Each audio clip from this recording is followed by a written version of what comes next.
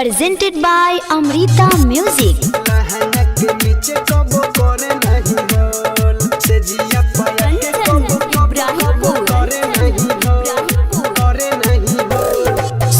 हमर मिलल बाटे सखी बकलोल सैया हमर मिलल बाटे सखी बकलोल से जिया पाया के कबो करे नहीं होल लहंगा के भीतर कबो करे नहीं होल मन करे मारी के हम कुछ दी लोल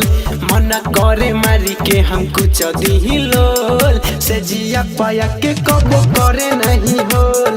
लहंगा के नीचे कबो करे नहीं होल लहंगा के नीचे कबो करे नहीं होल से जिया पाया के कबो करे आप सुन रहे हैं अमृता म्यूजिक की शानदार प्रस्तुति। चढ़ली जवानी हमर हो गइल बेकार जहिया से आइल बानी हम ससुराल चढ़ली जवानी हमर हो गइल बेकार जहिया से सखी हम आइल ससुराल बरकी गोतनिया जाने खोला दी पोल से जिया पाया के कब करे नहीं होल सैया हमर मिलल सखी सफा बकलोल सैया हमर मिलल सखी सफा बकलोल लहंगा के भीतर कब करे नहीं होल से जिया पाया के कब करे नहीं होल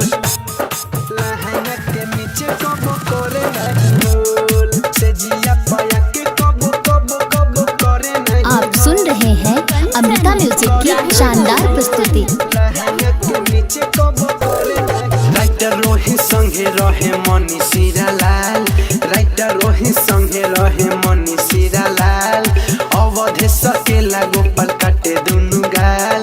अवधे सकेला गोपाल काटे दुनु गाल अमर जी सुनीला बाके मन जाई डोल से जिया पाया के कबो करे नहीं होल सैया हमर मिलल सखी सफा बकलोल सैया हमर मिलल सखी सफा बकलोल लहंगा के भीतर कबो करे नहीं होल